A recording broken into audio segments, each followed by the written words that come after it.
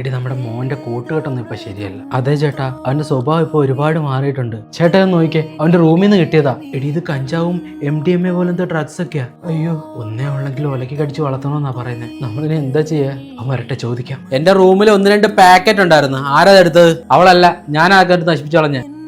നീ എന്ന് മുതലേ ഇതൊക്കെ ഉപയോഗിക്കാൻ തുടങ്ങിയത്? പന്നക്കള എന്ത് കഷ്ടപ്പെട്ടാ ഒപ്പിച്ചെന്നറിയോ? മോനെ മോനെ നീ എന്താ ചെയ്യുന്നത്? മാറിക്ക് തള്ളാൻ വിട്ട്.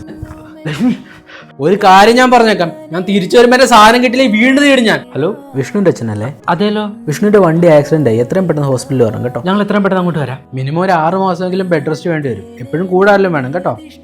എന്നാ മോനെ കഴിക്കുക. എന്നോട് ക്ഷമിക്കണം അച്ഛ, പറ്റിപ്പോയി. ഈ ഡ്രഗ്സ് ഒന്നും ഉപയോഗിക്കരുത്. അമ്മയേത് അച്ഛനേത് പെങ്ങളേതൊന്നും തിരിച്ചറിയാൻ പറ്റത്തില്ല. നീ ആയിരിക്കത്തില്ല, ഡ്രഗ്സ് ആയിരിക്കും നിന്നെ കൺട്രോൾ ചെയ്യുന്നത്. നിന്റെ ജീവിതം മാത്രമല്ല മോനെ, നിന്റെ ചുറ്റുമുള്ള ഒരുപാട് പേരുടെ ജീവിതം തരും. ഇനി ഒരിക്കലും ഞാനൊന്നും ഉപയോഗിക്കത്തില്ല. അച്ഛൻ ജോലിക്ക് പോയിട്ട് വരാവേ. ശരി മോനെ, പോയിട്ട് വാ. സാധനങ്ങളൊക്കെ ഞാൻ വരുമ്പോൾ വാങ്ങിച്ചോണ്ട് വരാം. ശരി മോനെ, പോയിട്ട് വാ. ദൈവമായിട്ട് ആക്സിഡന്റ് ഉണ്ടാക്കി. ദൈവോ? ചേട്ടനവന്റെ വണ്ടിയുടെ ബ്രേക്ക് അഴിച്ചിടുന്ന ഞാൻ കണ്ടായിരുന്നു.